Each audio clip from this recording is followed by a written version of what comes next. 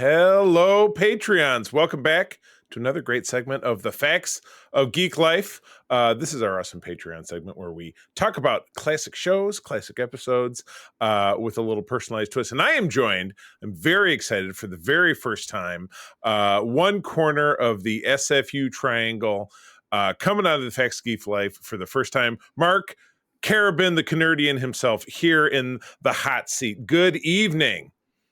Good evening. It's exciting to be on this show. I recorded co-op mode with Todd yesterday. I'm recording this with you. We're gearing up for another Holocron next week. You'll be back. So full podcast circuit. It's great.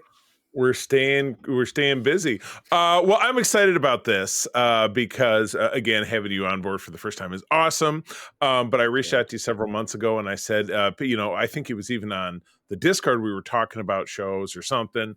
And this ended up coming up and you expressed your interest in doing the show. We're talking about Batman, the animated series from 1992. We're tackling a few episodes in the first season of the show. Batman the Animated Series, referred to as Batman TAS or BTAS, as I choose to call it, is an animated superhero television show based on the hero Batman, developed by Bruce Timm and Eric Radomski, produced by Warner's and aired on Fox Kids, which I remember, and this may be similar to your experience, but I was 16 in 1992. This was an after high school kind of deal. It came on that fall, September 5th, and aired till September of 1995 for a total of 85 episodes. Very popular program, widespread acclaim. It pioneered a very important character in the Batman mythology, which we're going to talk about as we get into stuff, but won some daytime Emmys, won some primetime Emmys. This is just a very, really well-renowned program. So Mark, tell us why you picked this program and tell us about your experience with it. I picked this program because it's one of the best shows ever made. Hands down, full stop. Doesn't matter if it's animated or not. And I've always loved this show. I've always loved Batman. And I loved Batman partially because of this show. Actually, in a large part because of this show. When this came out, I was 7 years old. 92. Yeah. 92. So September, I would have been 7 getting ready to turn 8. So this was like an introduction to Batman. Nice. It was maybe around the same time I think this show started gaining in popularity and they started rerunning episodes of like Batman 69. So my childhood, I remember those elementary days of like and it was hard to watch this one because it was on at a weird time. So I think it had to be like taped for me or something like that. Like unless you were homesick, it was like one of those shows that you're not getting it every day kind of thing. Oh, it's weird. You're not getting it every week where it aired here. So it was a little tough to watch, but I still remember most, if not all of the episodes. So I must have, I'm guessing had a pretty cool, like, babysitter. I think it was the babysitter, like my sister's babysitter who was home with her while I was in school and taping this show for me, kind of because I remember all the episodes. But it was like a double whammy of that and Batman 69. And that was like my introduction to Batman because, we didn't see the movies till a little while later at that age. Yeah. So this was like the introduction to Batman, and holy crap, what an introduction. I know. For our generation, for us Gen Xers, we had the Super Friends, which was on in the 70s and the 80s. Then we got Tim Burton's Batman 89, and that kind of led itself to reruns of Batman 66, like you were saying. And then this show, just a few years after that. And this preceded Batman Returns, which was Michael Keaton's second and final outing as Batman, the Batman Christmas movie. But anyway, let's get into talking about the show. Did you forget about the Flash? Did I forget about the Flash? What are you talking about? You know what? I think I am trying to forget about the Flash. To be honest with you, we watched it again recently. Not that Yeah. bad. Not that bad. Not It not maybe was not it maybe was deserving of all the fine. It vitriol. Yeah. was I mean, it was fine. But Michael Keaton's final return as Batman. So Very true. Yeah, and the character had got to a very heroic had to end. give it up. If you haven't Yeah. seen that show, that movie and every episode of this show is available on Max or HBO Max if you prefer. So let's jump right on into it. We're going to talk about 3 episodes. It was funny. You gave me a numbering for each one of these, which was totally different on the app.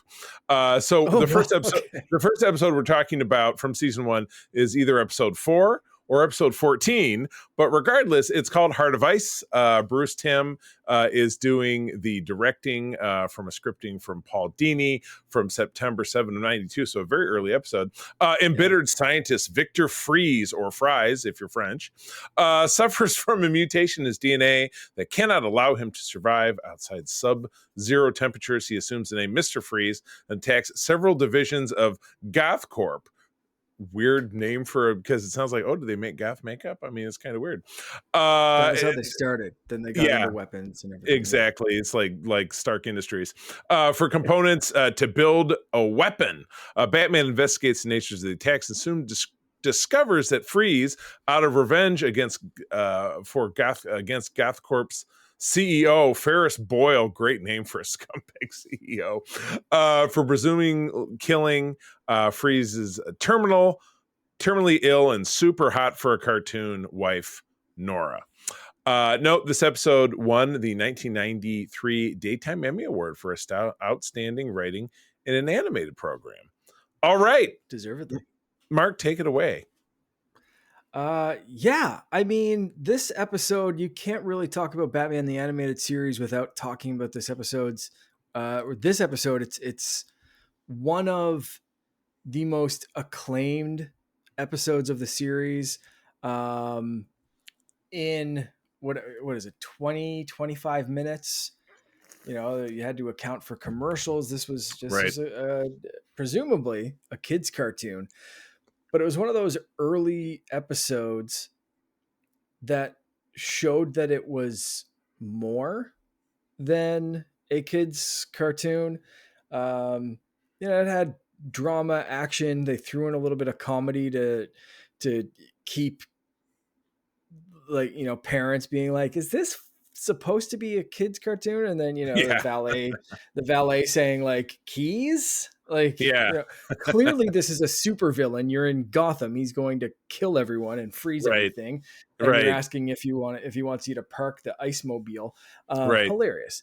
But, the episode had everything. It's such a tragic story. Literally rewrote the comic book origin of Mr. Freeze. After this, they subsequently adapted this into the comics for some iterations of the character. Like it's a defining. It was 1997 was Batman and Robin, horrible film, but Schwarzenegger portrayed Mr. Freeze in that, and it followed this basically this origin story. So you may be more aware than me because I'm a Marvel guy. I'm not as steeped in lore of Batman, but so Dr. Freeze had kind of a different origin story, kind of under the classics. Is that what you're saying? I believe so. Okay. I think at first he was just a mad scientist. Okay. Who just used ice things and right. I think it debuted as Mr. Zero, not Mr. Freeze. Yeah, maybe it was more like he was portrayed in Batman 66, because in that he was just kind of a bumbling old guy. He was like, ooh, yeah. And it like, introduced early on in the comics. But they kind of like they saw this and took a run with it. And like you said, it bled over into the live action movies, and it's such a and kind of an understandable kind of thing. We've seen movies like this where we cheer on the Mr. Freeze character, right? Like Man on Fire, John Wick, those kind of things of like where it's this guy killed my wife, these bad guys killed my wife. The what's his face, the Ferris Boyle, clearly a shithead. Right, you want him to die. Right. You know what I mean? Like he's one of those guys that a billionaire cutting funding for people and letting people die that has no sympathy for anyone else other than himself and just wants to This make more money. sadly sounds somewhat evocative of something happening in society Mhm. today, but I digress. Yeah, I'm Um, not going to get into that. Why you could root for the person that's trying to take down those people, but you really feel for Mr. Freeze in this one. You want. yeah, There are times in this episode where you desperately want him to win. I think Batman wants him to win and just yeah, can't let him actually cross that line of killing people. But even Batman said, like, at the end, he's just like, here's the stuff to put Boyle away too. He's not the right. man of the year. He's I not a got this. humanitarian. I He's a got this piece of big shit. videotape. Yeah. And I want to take that guy down, but I also can't let Mr. Freeze kill him. Like nobody wins in this. It's just I'll it's I'll tell it's I'll tell you crazy. who really wins. It's kind of twofold. Batman clearly takes a Zyrtec or something because he's got this terrible cold throughout this entire episode. Alfred gives him the Star Wars lunchbox thermos of chicken soup, which Yep. he has on his person in the climactic battle because Freeze Mhm. has him. I always love it. I always love this. This is a trope I love when a bigger guy is choking a smaller guy, like he's got him by the throat. Like I just watched The Winter Soldier the other day. Bucky does this, like he's got Cap by the throat, and then instead of just like snapping his neck, he throws him somewhere.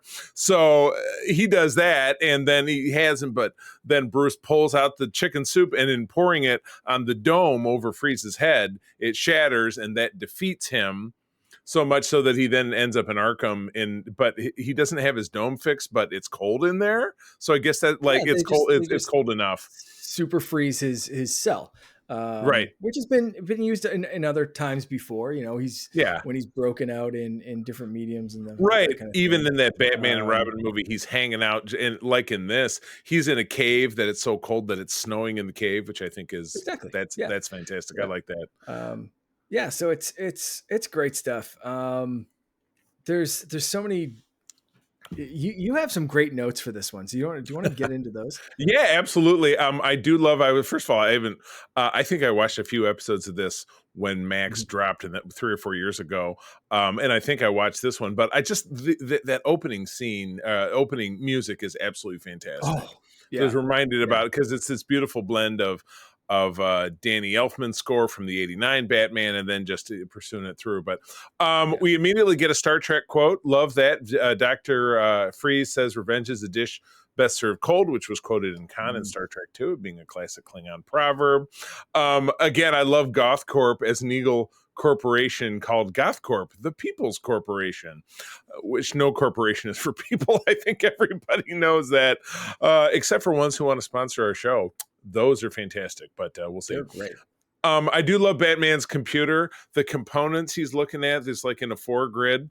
If you I put all love it. those, if you put all those together, it's the mass device from the first GI Joe miniseries in 1982. Totally Mm. awesome. Okay. Love seeing the Batmobile again. It's the most iconic Batmobile. It's like 50 feet long, and 2/3 of it is in front of the windshield, which I think is just Yeah. absolutely fantastic. I It's don't know amazing. how he would ever be able to turn a corner or park it, but that's it's irrelevant. I Um, think the same thing can be said for approximately 96% of Batmobiles that exist. yeah. They are not practical cars. Right, right. He had one in the 1940s that just looked like a car, but he hung like bat wings on the front of it, and otherwise it was just a car. So I was like, That's that's probably where it began and ended as far as being practical. the Batman approach was just like a muscle car with like a couple of mods. So Yeah, that was yeah. exactly, Pattinson knows exactly what's going on. correct. Yeah. Good deal. Well, cool. I loved it. Are we geared to move on? Any other thoughts before we tackle the next episode? I did. I loved your reference the Luke in a Wampa cave. You can't watch someone hanging from a ceiling with ice around, and they're chipping themselves out. Yeah, yeah, And the Joker was introduced in this. You have to kind of wonder, like earlier in this show, I think the second episode. So you have to kind of wonder if that was like, oh, let's play a little thing for Mark here, even though yeah. he's not in this episode. Right. You do kind of have to think like, okay, is this like a Wampa reference? Like who hangs someone by their feet in ice and doesn't Right. reference Star Wars. Exactly. Um, The lightsaber definitely would have come in handy. I swear the Definitely would have. goth, and I'd have to look at the notes, but the scumbag CEO, that sounds like it's Mark. It's not because he's not doing it in the Joker register. It's just I have Oh to look at the. yeah. I'll have to Okay. look. Let me look at the notes real quick and just see if Mhm. we.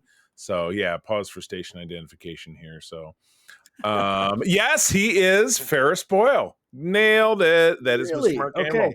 playing that So a role. I just had a direct feeling.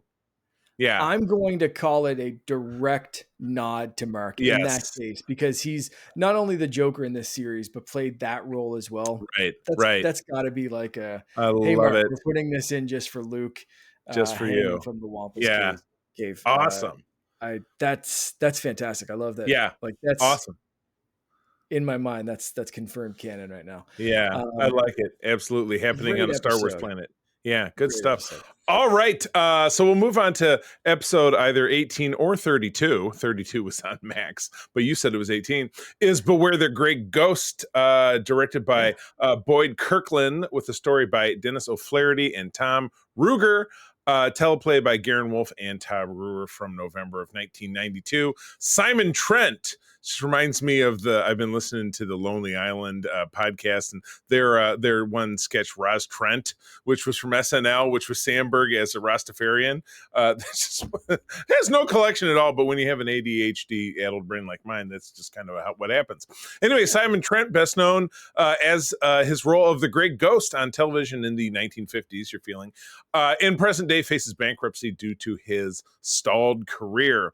He is soon shocked when Batman visits him requesting a copy of an episode of his TV show that could help him discover a string of recent bombings that are being committed, that are copycats, essentially, from something that happened in one of these episodes.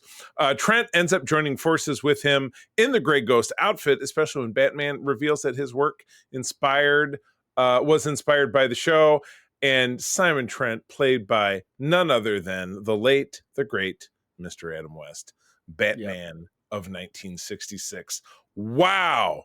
Powerhouse episode. Let's talk about it. Hit me. Yeah, incredible episode. Another that I thought also this one debuted on my birthday, November 4th, 1992. So this is the one where I turned 8 for this episode. Just for it. That was it. They had Just for nothing to this do, one, they released it for nothing my else. birthday. They did it. Wikipedia does say that this is the 18th episode. So Very weird. I pulled episode that. 32 from Yeah, Max. That's weird. I did. Yeah, I did pull it because all the notes you see here, the summaries came from Wikipedia, but when you're Yep. on Max, they just have them. Or Max is not a favorite app of mine. Sorry to put them down. It's not necessarily as user friendly as other apps. A lot of like my remote wouldn't work at one point, or scrolling between the seasons is a pain in the butt. I suppose I should stop trashing Max. But anyway, back to you. We don't even have Max here. How do you watch? How do you watch it in Canada? I'm sorry, we should mention that. So I own this. Oh, okay, there you go. I don't believe it's streaming anywhere free. It used to be on a Canadian streaming service called Crave, which I had Crave. usually Okay, yeah. gets like Max, HBO, DC stuff. That's where it used to land. So it's like the Warner Brothers kind of deal. Yeah. Yeah. But seemingly, and I'm quickly kind of looking this up. That's it doesn't weird. look like it's on anything. Well, I'm sorry, Fubo, Canada. It's weird. So I bought the entire series in HD on like iTunes, Apple, whatever. There So you I go. just have it to watch whenever the hell I want it and Yeah, not worry about where it's streaming. That's how I have Cut out the Batman middleman. 66. So yeah, because exactly, which we also talk about in this program. So, Yeah. but anyway, the episode. So let's this one, yes. wrap. Yeah. I had to pick this one when going through, even just narrowing it down to the first season. It's tough to pick episodes for this. And I said this when we were talking of, you're like, pick 3 episodes. And I was like, okay, I have, 6 in mind right away. But this was one that I thought was super fun, especially with the Adam West cameo, I guess, guest spot. Yeah. But what I loved about this episode is it's not just a cameo for cameo's sake. It's not just some silly fluff episode as an excuse to get Adam West on the show. It showed some of the mythos of this version of Batman, watching a detective on TV, growing up with that as an inspiration, having a section in the Batcave, having this guy as be a direct kind of correlation to what he is now and what he means for society. The show, this episode has heart, it has drama, it has some great action, it has character development, and Adam West is central to all of that as this figure that Batman looked up to, was disappointed by the end kind of looked up to again, teamed up with, and then this person also kind of looked up to Batman in a weird way, like, because you know the Gray Ghost is a character on TV, he's played by an actor, and it kind of shows that Batman probably isn't all there, which I love. It cracks in the armor, right? Yeah, exactly. Yeah, right. Like he obviously a billionaire who dresses like a bat and goes around punching criminally insane people. Probably not the most mentally stable guy. And in this episode, we see that little bit of a crack, kink in his armor, that he may have trouble differentiating a TV show character from the actor, and being Right. disappointed when that actor So doesn't live up to this character. It's he's like a Star really Wars fan or a Trekker, you know, or basically, I mean, and all yeah, from based on the fact that he's got, I love a couple of different things. He's got, and it's kind of small by comparison, especially looking around this room, but he's got like a little shrine to the Gray Ghost. So like the Gray Ghost is like his Batman, or his like Captain Kirk, or his Luke Skywalker, you know what I mean? yeah, But I do love that there's a toy store with basically the Batman's universe's version of the comic shop guy from The Simpsons, yeah, but not quite as acerbic, who ends up being the copycat bomber, the Mad Bomber. yeah, Not yeah. to jump too far ahead, but yeah, he's racing these little like it looks like a brown derby shoe and like the Oscar Mayer Wienermobile. He's racing these little things around the street that are so fast that it can chase the Batmobile, which is going like, because at one Love it. point the Gray Ghost, who finally suits up after being the reluctant hero, and first of all, the guy's not a hero. It would be like if you put William Shatner back in Kirk's outfit and said, let's go Yeah, to space and blow up the Klingons. You know, the Gray Ghost he's somewhat more ginger about it, where I've met Shatner, he's not ginger about anything, but he's also 94 years old, so leave the guy alone. yeah. But yeah, I do love that these little hot dog bombs can chase the Batmobile around. That happens kind of in the third act, but I also love that they're able to like turn a sharp corner to avoid them, and this one flies it and blows up a building, this one blows up some guy's car and flips it over. So I'm like, yeah, but they got away, so it was okay. And it was great that there was nobody on the streets when that was happening. So it's not like, oh, there was like a homeless lady sleeping in there and her 3 kids, but oh well, the Batmobile got away. So it's kind of a little callous for humanity. I was looking to see the voice, whoever did the voice of it was Bruce Timm who actually did the voice of the toy shop guy. Yes, Because I was like, boy, that sounds super familiar. But yeah, the shop is called Yester Toys. It's super fucking creepy because there's like a big, like, it's like the Joker's toy shop because it's got like a big like thing hanging off the top of it. yeah. Really a very creepy deal. But yeah, I absolutely felt for Simon Trent, because you have this one scene where he's in his apartment, his landlord's banging on the door. Hey, you got to pay me the rent or you're out of here. Yeah. And you see inside his apartment, it's all dark and he's got his memorabilia everywhere. He gets a phone call. It's his agent, says, yeah, I can't find any work for you because people think about you as the Gray Ghost. I'm like, he's like most of the guys from the original Star Trek were in the early 70s. They couldn't move forward in their careers because like you're Bones McCoy, you're Uhura, you're It's Sulu. Yeah. yeah, it's so accurate and so relevant in the real acting world that Yeah. you see pop up in a few different things, and it's like, why is a kids show covering this again? You know, why is it Right. this like, you know, daytime cartoon covering actors being typecast and not being able to find work and having to sell off their memorabilia to make Right. rent for the end of the month, and being completely destitute. Just another way that this show just is like, Right. yeah, well, the kids will be fine. We're going to talk about real stuff. Yeah. It's wild. Wild. just wild. But I really, at the end of the day, I picked this one to hear Adam West acting alongside Kevin Conroy. Oh my God. It was just, Two it was, legends, two yeah. just defining Batman voices for It was me. it was Kirk and it was Picard. It was Yeah. okay. That was a terrible movie, Star Trek Generations, that brought them together. But you still got to have them together, and to see Kirk be a hero like one more time. He died after that, which didn't happen in this case, which is good. Yeah. There was a news report this week that the Star Trek people are courting Shatner at, like I said, age 94 to return as Kirk, and I'm like, will he live that long? He's also going to be a guest on the Star Trek cruise next year, which April and I just booked yesterday. Nice. Will he be there? He is fascinating to watch because he's completely nuts. So he's great one day, and I've told you the story of how he ranked me out once when we met, and I thought it was absolutely delightful. But anyway, I heard Adam West in his later years was kind of similar, but whatever. I choose to kooky, yeah. I choose to remember him in this fashion. But yeah, super fun episode. I'm sure I had seen it before. I'm just kind of glancing at my other notes and see if there's anything. I thought that the thing with the hot dog bombs and all the random explosions was great. I love that the toy shop guy was the bad guy, and he's like a weird obsessive fan. I was like, I love toys so much. I don't know if because in the Super Friends, one of the Legion of Doom was the Toy Man, and so I was kind of feeling like maybe this guy comes back later on and he's the Toy Man or something. I don't know. I haven't really looked into it. Does it ring a bell in later episodes? I can't remember. Okay. There's so many villains in this show. I mean, it's Batman. I'd really have to pay attention to it. He's got the greatest rogues gallery of any superhero that's ever existed, and the most well known, I would say.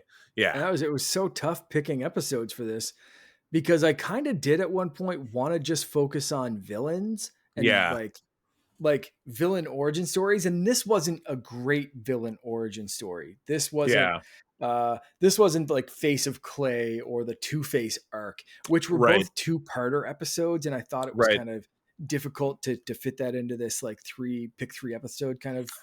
I mean, you're going to have ample opportunity to come back. If you are welcome to come back. We will do as many of these as you want to, because I loved watching these another episodes.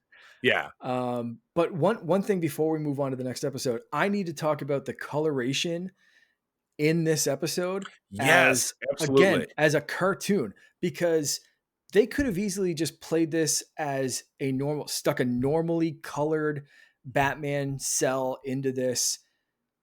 They didn't. They used the flames to like dictate how the flames would react, like super bright or smoke, like oversaturated, undersaturated. Like they used flames and explosions and smoke and debris to color the characters in this. And the way it played with Batman's suit was something that you just didn't really see in like usual Saturday morning cartoons, which tried to be as cheap as possible, reuse animation cells. Like this was animation done to another level, to a level that deserved to win awards and recognition like it did. So I thought this was a great example of the artwork and the care that again went into this kids show for all intents and purposes. Like it was, it was just, again, just next level, and something that you might not expect for what could have very easily been a throwaway fluff cameo level that would have got everyone watching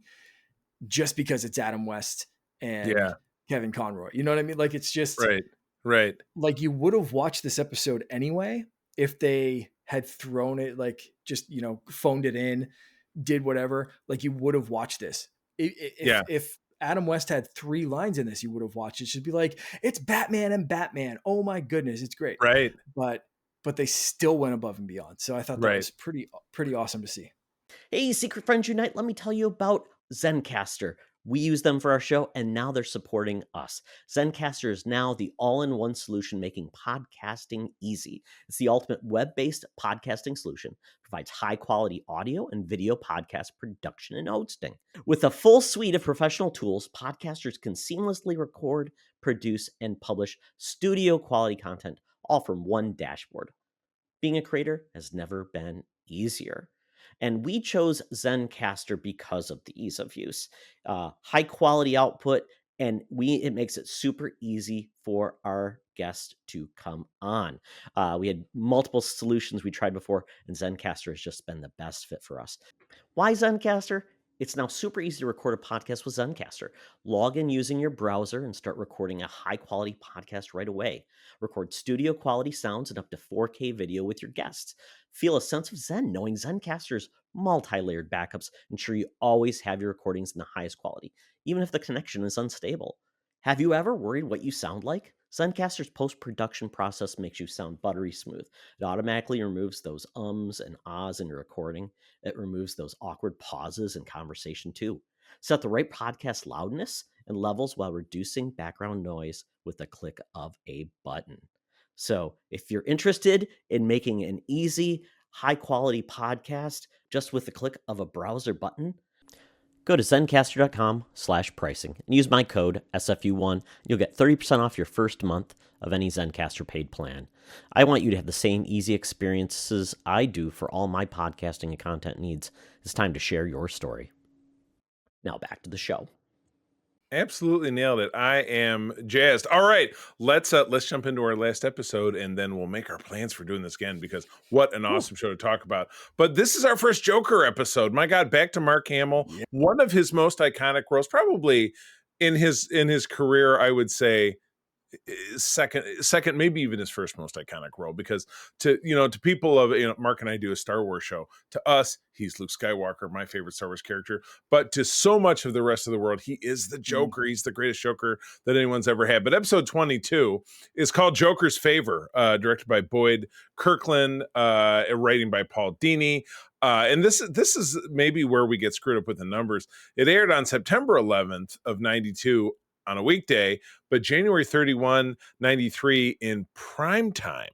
So I don't really know the story behind that one. That might be worth digging into. Weird. But regardless, a guy named Charlie Collins, who I refer to in my notes as Mr. Sadsack, accidentally curses the Joker for his bad driving on the freeway in Gotham, which was, I'll get into that in a second. But the Joker spares his life on the condition that he does a small favor for him in the future. 2 years pass, and the Joker finally decides to call Charlie in for his favor, which involves sneaking a bomb into an award ceremony that Commissioner Gordon is due to give a speech at. Faced with a moral dilemma, Charlie is forced to find some way to alert Batman to the situation. Special note, this episode is the most significant because of the introduction of Harley Quinn, Joker's accomplice and love interest. Her appearance proved so popular with Batman fans, this led her to being incorporated into the comic book series universe, and then subsequently into many other programs and movies, most famously portrayed by the unbelievably beautiful Margot Robbie on the big screen. In some rather questionable movies, but she is great to watch. And she's Kaylee, whose last name I can't say, from The Big Bang Theory. Kaylee Cucaraco, as I always like to call her, in the very satirical Harley Quinn show, which is also available on Max. So, Cuco. Why can't I ever say Cuco? I have no idea. All right, Mark, talk to us about the Joker and Harley. This is such a fantastic episode. One, because I needed to throw a Joker episode in there. There were a few in the first season that I could have picked, but once I realized this was the first one to also introduce Harley, and it doesn't give her backstory. This is not the Harley Quinn backstory episode. Part of the gang. That happens later. She just comes out as part of the gang, but instantly is the Joker's right-hand man or right-hand woman, whatever you want to say. Oh, man. Yes. So really shows off, and there's a great point where she's the only one paying attention to Joker, and one of the guys is reading like a Tiny Toons adventure book. Yes, I got that too. Tiny Toon magazine, Synergy, baby, Synergy. So great. But I love how mundane the setup to this episode is, but how many layers it has. Also of note, Ed Begley Jr. is the voice of Charlie Collins, giving his best Rodney Dangerfield vibe of I get no respect, I'm having a bad day, down on his luck. The sad sack. Yeah, the sad sack. Because he's driving. I love it in the in the opening sequence right after the credits. He's like, "Oh my God, my God, didn't get a promotion at work, and my Harriet's making meatloaf tonight, and my kid, and I'm like, oh, so that was Ed Begley Jr., which is great. Ed Begley Jr. is funny. Another Star Trek reference. Going back to our first episode tonight, where we had a corporate scumbag. He played a corporate scumbag in an episode of Star Trek Voyager, where the crew ends up in present day, which is 1996. And Ed Begley Jr. is this ex-hippie who basically is an evil Bill Gates, who like stole this future technology to start the computer revolution, and he wants to go back to the future, but in doing so, he'll destroy the future. So I think Henry Starling was the name of that role in an episode Future's End, parts 1 and 2. Quick sidebar. That episode guest starred a very young Sarah Silverman, one of her very first roles before she became famous. All right, no more Star Trek talk. But yeah, Sarah Silverman not in this one, but I thought it was so mundane, because like, who hasn't been cut off in traffic and flipped someone off before? And just like, but it's not the Joker driving a station wagon with luggage wrecked. It's a stolen car. Like, but like, you never know who you're gonna flip off. You never know what they're gonna do. Yeah. But like, sometimes you do it, and sometimes you flip someone off or you cut someone off, and like, it doesn't end well. Or you've been the one that's been cut off, and you're like, I want to follow this jackass to wherever they're going and just hit them with a motorcycle helmet because they almost killed me. Because they didn't follow a stop sign. I'm not saying that's a real story that happened to me, but I decided not to kill that person. I mean, let's go to there. In like, in theory. But like, you can understand it from both sides, right? Like, you've been the Ed Begley Jr. and you've been the Joker, I think, at some points, and at least I have. But you never know. And it's such a mundane thing of like, oh my God, did you not see the traffic light? Did you not see this? Just like, F off, and you think you're going to go about your day. And then suddenly you're being tracked down by the Joker. And the Joker in this, they're playing the Joker music, the Joker fun little clown theme song. Yeah. Throughout the entire episode in different pitches and different reworkings of it. It keeps it light for kids, but when you watch this as an adult, you're like that. And maybe when you're watching it as a kid, I don't know, but I don't know if you really grasp the magnitude of Joker being so downright terrifying, of showing up like a horror movie villain every way this guy turns. You think you lost him on the freeway. He's Pennywise. He's Pennywise. Yeah. He's Pennywise in this. Yeah. And he's very calm for the most part and very menacing. One thing I do want to point out for this, and you might have to rewatch it, I don't know if you caught this. The Joker usually has a very high-pitched laugh in this, and you hear it multiple times in this episode. He calls him up on the phone and he does that high-pitched Mark Hamill Joker laugh. In the woods, we don't get that. When he first confronts Charlie, we don't get that laugh. We hear a deep laugh. We hear what I consider the real Joker laugh. Like, when he's really terrifying, when he really thinks of something that's going to mess someone up, when it's the Joker unleashed, that's his laugh. Oh, gotcha. The high-pitched one is his show laugh. He's putting that on. A great analogy I once heard. Everybody knows that the late Michael Jackson, one of the most famous musicians of all time, had this really exaggerated personality as an adult. Spoke with a high squeaky voice. I was watching some documentary about him, and it was somebody who knew him who rang him up at his house, and Michael picked it. The phone got answered. It was like, hey, who is this? And it was Michael. Answering the phone, knowing that that he wasn't on, air quotes. That he was the, I mean, shit, we'll look at him at the end of his life. He kind of looked like the Joker. Michael was the Joker because he had this other persona, which was, I want to call it more normal, but it wasn't quite matching up with the Peter Pan, weird Michael Jackson persona that we were all from, the Neverland and Bubbles the Chimp and all that stuff. So yikes. I think there's a video game that he recorded some lines for that he did it in his real, like, his deep voice. And it's really weird to hear Michael Jackson have a deep voice. I think that's a fighting game, but I can't remember what it's called. I'd love to know.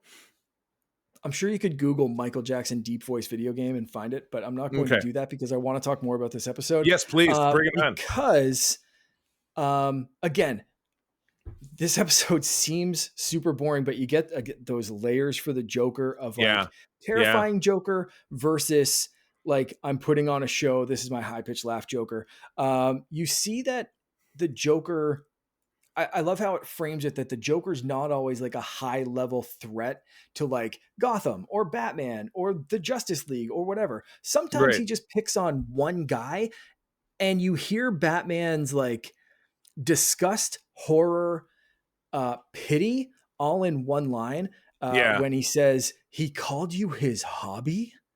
Like with that one line, it's just like, oh Jesus, there's not enough therapy in the world for you, my guy. Like, I'm going to go catch the Joker, but you need to talk to someone, and it's not the guy dressed as a 7-foot tall bat. Like, you need to talk to like someone like a team of professionals, please. But the way that Kevin Conroy delivers that line, I thought was beautiful. But there was also some genuinely funny bits of like, just like Batman hitting the Joker's van with the bomb. I thought was just perfect. The bomb that he whipped out at the last minute. So cartoony. How would it land there? He shot it out with his grappling gun. How is it possible? But it's Batman. And it's a cartoon. How did he land it? It had a big magnet. I absolutely love that Sad Sack Charlie moved out of Gotham. It is pointed out when the Joker has his ID that he lives in Gotham Heights, New York. Now it's rumored, it's illustrated in a lot of sources that Gotham City is in New Jersey. Like, let's say the other side of Staten Island, like, Perth Amboy is a city that's just on the other side of Staten Island. It's like that area, or maybe, the Atlantic City. But it could just, Gotham Heights, New York City could be on Staten Island for all we know. I absolutely love the traffic in Gotham City. First of all, they have these highways that look like they're 1,000 feet in the air. They go in, it reminds you of LA if you've ever been out there, but it's bumper to bumper until the Joker and what I'm guessing is a stolen station wagon, because it looks like the family truckster from National Lampoon's Vacation. When he needs to race Charlie, then the traffic's all gone. But Charlie, after this confrontation, he takes his family and he moves to Ohio, which is, I'm sorry, it's fate worse than death, but that's what we say here in Michigan. Sorry. I know, we all have a lot of friends in Ohio, but let's be honest. But it is totally amazing that when the Joker forces him to come back to Gotham, he's able to grab a direct flight from Springdale, Ohio to Gotham in what kind of looks like the spruce moose that Mr. Burns had in that episode of The Simpsons where he thought he was Howard Hughes. So it's always, April and I we're talking about this. We were watching these together. The Tim Burton movies plus this and other iterations of Batman just kind of warps the concept of time. Like, none of the cars look right and none of the clothes look right, but I could be driving a 1940s car, but I have an Apple phone, you know what I mean? So this kind of does that. It's the 90s, but it's also the 20s. I think they specifically did that in this Batman to make it timeless. Agreed. They wanted it to look hard to place. I think that was a very conscious decision. I think I read that somewhere. I could be also making that up completely. But I think it tracks. Someone can fact check me. I love it. And again, you were talking about the Joker being like, when he's really scary is when he does the deep laugh. I also do love it then when Sad Sack Charlie finally faces him down and punches him so hard that he knocks him back into garbage cans. And then he picks him up. He's kind of waving him around. And then he fakes him out with one of the exploding bombs. The Joker is a little bitch. He's hiding behind Batman. He's like... I'm like, it's like standing up to your elementary school bully. You know what I mean? If you punch him in the nose, he's probably going to go hide under a stack of coats. I thought that was really great. Super weird sidebar. I don't understand why the ceremony where Gordon is getting his award is at the Peregrination Club. Is that a word that you've ever heard of in your life? No, threw me off as well. My final note about Harley is she has what I think is absolutely fantastic. When she changes from her get up, and she's wearing the Harley Quinn big thing with the like circus clothes, and then she changes into sexy stripper looking police officer, or in this case, the first time she was dressed like a chauffeur. She has butter yellow teeth as dressed up Harley Quinn and super bright white teeth when she's a regular person. I need that hygiene tip. I don't know if there's Crest White strips. I don't know what that is, but I need it for these. So that's what I got. Yeah. That's good. I did not catch the teeth color shift there. Good catch. Weird little things. But yeah, super great episode. And I, like you, love that she was introduced, but it wasn't like, here's a heavy character. It was almost as if it was a little sprinkle to be like, we're going to work her in over several episodes. And if there's a vibe that people are digging this character, you know, maybe that's the way it went down, it'll grow. And then eventually it really exploded. And this became one of the most important comic characters in the last she's like Deadpool, became one of the most, you know, important comic book characters in, you know, of the 1990s and then beyond. So I do have a couple of notes on this one that I thought may have changed if this episode aired in a later season.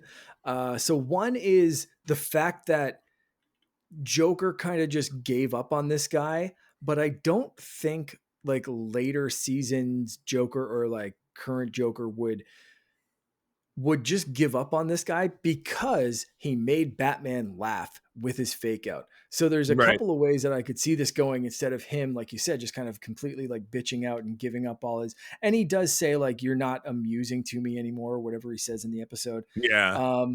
But I think like seeing Charlie, however you take it, seeing him have that psychotic break after 2 years of torture and all this kind of stuff, like he punches him, he threatens him, but then to take the fake bomb, like Charlie's clearly very broken in this. And I kind of wonder if other iterations of the Joker would take that and continue to psychologically torture this guy, or leave him alone because he respects him, kind of thing. Like he's done his job, like he broke this guy, I'm gonna leave him alone now, you know what I mean? So there's a couple of different ways you can take it. None of them are good. So for a kid show, I'm kind of like, I kind of see what they did with just like, I'm bored of you now, you don't amuse me anymore. Realistically, like Joker's probably a little bit terrified because this guy's clearly unhinged. Joker broke him, and he broke him good. But you kind of like, watching this, I could see a few different endings play out. Where Joker's like very jealous. Like, you made Batman laugh. I can't make Batman laugh. No one makes Batman laugh but me. Now I'm really going to mess you up. Or like, you know, I'm leaving you alone because you made me laugh. With that fake out. That's a move that I'd pull off. I respect you now. Now I'm going to go away. And that's kind of what happened. But and and I'm sure you could really find it easy to trust that. But exactly. Joker followed through. Awesome. Good deal. Good deal. All right. Well, man, that's it. Let's jump in and do a couple of more at some point in the future. But man, thank you for joining me for this. Now the circle is complete. We've all been on this show, which I love. And we're going to have more great stuff in the future. So Patrons, thank you as always for joining us. Thank you for your ongoing support.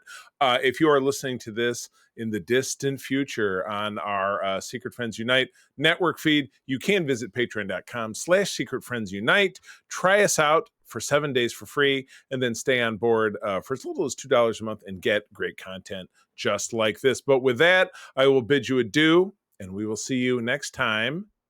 Good evening. This podcast is part of the Secret Friends Unite podcasting network, available on Apple Podcasts, Spotify, and podcast services around the galaxy, as well as video on our YouTube channel. You can support Secret Friends Unite by becoming a Patreon member, get bonus programs and more over at patreon.com/secretfriendsunite. Join our Discord community for even more discussions on all things geek. For all the latest updates on Secret Friends Unite, make sure to follow us on Threads at secret.friends.unite and visit secretfriendsunite.com. Find our merchandise at TeePublic and Redbubble. Thanks for listening, and may the Force live long and prosper.